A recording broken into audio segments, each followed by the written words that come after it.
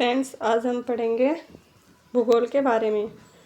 तो भारत का सामान्य परिचय क्या पढ़ेंगे आज हम? भारत का सामान्य परिचय। इंग्लिश में क्या बोलते हैं इसको? An information of India. An information of India. Of India पढ़ेंगे। तो पढ़ेंगे हम जियोग्राफी के बारे में। जियोग्राफी, जिसका जियो का क्या अर्थ होता है? जियो का अर्थ होता है अर्थ। इंग्लिश में क्या बोलते हैं इसको? अर्थ। और हिंदी में बोलते हैं इसको पृथ्वी।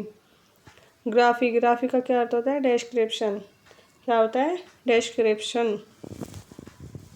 आज हम पूरे विस्तार से पढ़ेंगे जियोग्राफी के बारे में।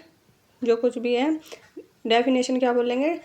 जियोग्राफी की description of the earth is called geography. क्या है जियोग्राफी की definition? Description of the earth is called geography. Hindi में क्या बोलेंगे इसे? पृथ्वी का वर्णन करना भूगोल कहलाता है। क्या कहलाता है? भूगोल कहलाता है। पृथ्वी का वर्णन करना भूगोल कहलाता है। Father of geology, father of geology कौन है? इरेटोस्थनीज। कौन है? Eratosthenes father of geography. Geography के पिता इरेटोस्थनीज को कहा जाता है। तो जो जियोग्राफी है ये सब कुछ है किस पे देखी जाती है? ग्लोब पे। जो हम किसी नक्शे को देखते हैं कहीं पे देखते हैं? ग्लोब। तो ये हमारा ग्लोब है, सिंपल सा ऐसे बना दिया है ग्लोब। तो ग्लोब की डेफिनेशन क्या है? Model of the earth is called globe. Model of the earth is called globe. पृथ्वी के प्रारूप को ग्लोब कहते हैं। क्या कहते हैं? पृथ्वी के प्रारूप को ग्लोब कहा जाता है। ये हमारा ग्लोब है। ये बीच में क्या है? 0 डिग्री। 0 डिग्री, इसे भूमध्य रेखा भी बोलते हैं, विषुवत रेखा भी बोलते हैं, इक्वेटर भी बोलते हैं। ऊपर क्या पड़ते हैं इसके? कर्क रेखा और नीचे मकर रेखा। तो ग्लोब के बारे में बता देते। तो ग्लोब में 2 तरह की रेखाएं हैं। एक तो है हॉरिजॉन्टल। क्या है? हॉरिजॉन्टल, इंग्लिश में हॉरिजॉन्टल बोलते हैं। और क्षैतिज रेखा। क्षैतिज रेखा, इसके कितने सारे नाम हैं? एक है लैटिट्यूडियन लाइन, ये भी इसी का नाम है। और हिंदी में से क्या बोलेंगे? अक्षांश रेखा। क्या बोलेंगे? अक्षांश रेखा। और दूसरी है एक वर्टिकल लाइंस, ऊर्ध्वाधर रेखा। वर्टिकल लाइंस भी 2 है ना इसमें। एक वर्टिकल लाइंस, इसे बोलेंगे ऊर्ध्वाधर रेखा। लॉन्गिट्यूडनल लाइन, देशांतरीय रेखाएं। क्या बोलते हैं इसे? देशांतर रेखाएं। तो देशांतर रेखाएं कौन कौन सी है? जो नॉर्थ पोल से, चलो इसे बताएंगे, पहले इधर देख लो। जो हमारा ग्लोब है इसके बीच में पड़ती है 0 डिग्री। 0 डिग्री, 0 डिग्री के कितने नाम हैं? विषुवत रेखा, भूमध्य रेखा, इक्वेटर। कौन कौन से नाम है? विषुवत रेखा, यहीं पे याद कर लो ये सब कुछ। विषुवत रेखा, भूमध्य रेखा और इक्वेटर, ये सब 0 डिग्री के नाम हैं। ये यहीं सब याद होने चाहिए जो 0 डिग्री है। ठीक है। फिर आगे है क्या? हमारी जो अक्षांश रेखा है, अक्षांश रेखा पर इसका विस्तार कितना पाया जाता है? हमारी जो पृथ्वी है इसका विस्तार कितना है? 8 डिग्री 4 मिनट पे। कितना है? 8 डिग्री 4 मिनट में। 4 मिनट से दक्षिणी अक्षांश और 37 डिग्री 6 मिनट पर उत्तरी अक्षांश। यानी कि उत्तरी अक्षांश कितना है? 37 डिग्री 6 मिनट। और दक्षिण पे कितना है? दक्षिण अक्षांश पे हमारा 8 डिग्री 4 मिनट। ये तरह की लेटीवी लाइन को कौन सी कहते हैं? क्षैतिज रेखा। कौन सी? क्षैतिज रेखा बोली जाती है इस तरह की। और जो ये वाला है, ये वाली क्या है? हमारी जो देशांतर रेखा है, नॉर्थ पोल से दक्षिण पोल को मिलाने वाली काल्पनिक रेखा को देशांतर रेखाएं कहते हैं। नॉर्थ पोल से यानी कि उत्तरी ध्रुव और साउथ पोल दक्षिणी ध्रुव से मिलाने वाली काल्पनिक रेखाओं को देशांतर रेखाएं कहते हैं। ये इस तरह की खींची हुई गई है, खड़ी लाइन है, वैसे लेटी हुई है। ये हमारा मैप है, हल्का सा वैसे बना दिया है मैप ये। तो क्या है ये? उत्तर से दक्षिण तक भारत की लंबाई कितनी है? ये हमारा मैप है। इसमें देखना, ये जो हमारा ऊपर है 37 डिग्री 6 मिनट और नीचे 8 डिग्री 4, इसमें लंबाई भारत की कितनी लंबाई है? 32-14। लंबाई कितनी है? 32-14 तक ये हमारा एरिया फैला हुआ है।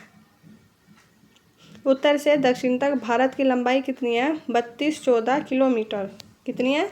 32-14 किलोमीटर। ये सब याद होने चाहिए यहीं।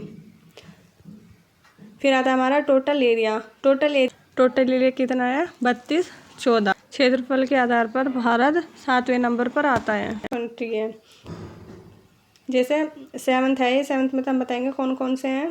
पहले पाएगा रूस, कौन सा है रूस। सेकंड पे कनाडा, कौन सा है कनाडा। थर्ड पे अमेरिका, पहले चाइना था लेकिन अब फिर थर्ड पे अमेरिका आ गया। फोर्थ पे चीन, 5 पे ब्राज़ील, छठे पे ऑस्ट्रेलिया और 7वें नंबर पे हमारा कौन सा आता है, भारत आता है लार्जेस्ट कंट्री में। ठीक है, भारत हमारा 7वें नंबर पर पड़ता है। ये जो हमारा मैप है इधर से देखना अब जाइए, जो हमारे इधर पूर्व से पश्चिम तक विस्तार कितना है 68 डिग्री 7 मिनट और 97 डिग्री 25 मिनट पर इसकी चौड़ाई है। कितनी दक्षिणी विस्तार कितना है इसका, दक्षिणी विस्तार में पूर्वी देशांतर कितना फैला हुआ है इसमें 68 डिग्री 7 मिनट से 97 डिग्री 25 मिनट, जो कितनी है 29-33 किलोमीटर की चौड़ाई है। कितनी है 29-33 किलोमीटर की चौड़ाई हमारी इस एरिया में पाई जाती है। आगे हम पढ़ेंगे ब्रह्मांड के बारे में। तो हमने पहले बताया था कि भूगोल के जनक के बारे में, तो थोड़ा सा ब्रह्मांड के बारे में पढ़ लेते हैं। जो हमारे ब्रह्मांड का अस्तित्व में किस तरह आया। तो भूगोल के जनक कौन है, भूगोल के जनक इरेटोस्थनीज थे। कौन है, इरेटोस्थनीज। और क्रमबद्ध भूगोल के जनक कौन है, हिकेपिटस। ये भी पूछा जाता है कि क्रमबद्ध भूगोल के जनक कौन है, हिकेपिटस। और अध्ययन, भूगोल का जनक, भूगोल का अध्ययन क्या कहलाता है, भूगोल का अध्ययन कहलाता है कॉस्मोलॉजी। क्या कहलाता है, कॉस्मोलॉजी। उत्पत्ति कैसे हुई हमारी ब्रह्मांड की, जॉर्ज एम लेमेस्टर, जो जॉर्ज एम लेमेस्टर थे उन्होंने 1927 में एक थ्योरी लिखी थी जिसे क्या नाम दिया गया, महाविस्फोटक सिद्धांत कहा गया था, या बिग बैंग थ्योरी के नाम से उसको जाना जाता है। जो इन्होंने एक थ्योरी लिखी थी जॉर्ज एम लेमेस्टर ने, उसे महाविस्फोटक सिद्धांत कहा गया था। 1.37 अरब साल पहले एक विस्फोट हुआ, करोड़ों साल पहले फिर क्या हुआ, बारिश आई। मतलब एक विस्फोट हुआ था, फिर बारिश हुई, फिर वो ठंडा पड़ा, जिससे फिर हमारा जो ब्रह्मांड है वो अस्तित्व में आया। बिग बैंग थ्योरी के बाद वाली आकाशगंगा, जो पहली आकाशगंगा बनी, कौन सी बनी, CR7। क्या नाम दिया गया उसे, CR7। आकाशगंगा किसे कहते हैं, आकाशगंगा असंख्य तारों का समूह को आकाशगंगा कहा जाता है। हमारी आकाशगंगा, और हमारी आकाशगंगा का नाम क्या है, दुग्ध मेघला। क्या है, दुग्ध मेघला, जिसे इंग्लिश में क्या बोलते हैं, मिल्की वे। क्या बोलते हैं, मिल्की वे। अब आता है भारतीय परंपरा में। भारतीय परंपरा में से क्या कहते हैं, भारतीय परंपरा में से मंदाकिनी कहते हैं किसे, दुग्ध मेघला को। हमारी आकाशगंगा के पास वाली आकाशगंगा भी है, उसका क्या नाम है, उसका नाम है एंड्रोमीडा। क्या नाम है, एंड्रोमीडा। तारामंडल, अब तारामंडल के बारे में बता दें। आकृति निश्चित तारों के समूह को क्या बोलते हैं, तारामंडल कहते हैं। और अब तक कितने तारामंडल की पहचान की गई है, 89 तारामंडल की पहचान की गई है, जिसमें से सबसे बड़ा तारामंडल कौन सा, हाइड्रा, जिसमें 94 तारों को रखा गया है, उसका क्या नाम दिया गया, हाइड्रा। ये सबसे बड़ा है, जिसमें 94 तारे रखे गए हैं। और सबसे छोटा भी है, सबसे छोटा कौन सा है, सेंटोरस। कौन सा है, सेंटोरस, जिसमें 68 तारों का समूह, यानी कि 68 तारों के समूह को रखा गया है, जिसमें सेंटोरस में। और सूर्य क्या है, सूर्य एक तारा है। क्या है, तारा है। और सूर्य का ईंधन क्या है, सूर्य का ईंधन है हाइड्रोजन। क्या है, हाइड्रोजन। अब सूर्य के पास भी एक तारा है, उसका क्या नाम है, प्राकिस्मा सैनिटरी। सूर्य के पास का तारा का क्या नाम है, प्राकिस्मा सैनिटरी। ये सब एग्जाम में पूछे जाते हैं क्वेश्चन, तो इसलिए आप सब याद कर लें। निहारिका, सबसे चमकीला तारा, जो सबसे चमकीला तारा है उसे क्या नाम दिया गया है, निहारिका। सबसे चमकीले तारे को निहारिका बोला जाता है। हमारी आकाशगंगा है जो, उसका चमकीला तारा कौन सा है, उसको बोला जाता है ओरियन। जो आकाशगंगा का, हमारी आकाशगंगा का चमकीला तारा है, ऐसा ओरियन बोला जाता है। तो सूर्य एक चक्कर कितने में लगाता है, आकाशगंगा का चक्कर सूर्य 25 करोड़ साल में पूरा करता है। आकाशगंगा का चक्कर सूर्य एक चक्कर लगाता है वो। ठीक है, अब सूर्य के बारे में पढ़ लो। सूर्य का बाह्य तापमान कितना है, 6000 डिग्री सेल्सियस। कितना है, 6000 डिग्री सेल्सियस। और व्यास कितना है सूर्य का, 13,92,000 किलोमीटर। 13,92,000 किलोमीटर। अब थोड़ा सा सौरमंडल ने बता दें। कोपरनिकस ने बताया, किसने बताया, कोपरनिकस, जो ये वैज्ञानिक थे, इन्होंने बताया कि सूर्य के चारों ओर गुरुत्वाकर्षण के कारण भ्रमण करने वाले ग्रह, उपग्रह और आकाशीय पिंडों को सौरमंडल कहा जाता है। जो छोटे छोटे ग्रह उपग्रह जो सूर्य के चारों ओर चक्कर लगाते हैं उसको क्या कहते हैं? सौरमंडल कहा जाता है। सौरमंडल का मुख्य केंद्र क्या है? सूर्य है। सौरमंडल का मुख्य केंद्र जो है वो क्या है? सूर्य है, क्योंकि सौरमंडल से बीच में पड़ता है तो मुख्य केंद्र क्या पड़ गया? सूर्य पड़ गया। फिर आते हैं हम थोड़ा सा हम ग्रह उपग्रह के बारे में पढ़ते हैं। आज हम पढ़ लेते, फिर आगे पढ़ते हैं हम थोड़े से ग्रहों के बारे में जान के लेते हैं। बुध, शुक्र, पृथ्वी, मंगल, बृहस्पति, शनि, अरुण, वरुण, ये सब हैं। तो जो चंद्रमा है किसका उपग्रह है? ये पृथ्वी का उपग्रह है।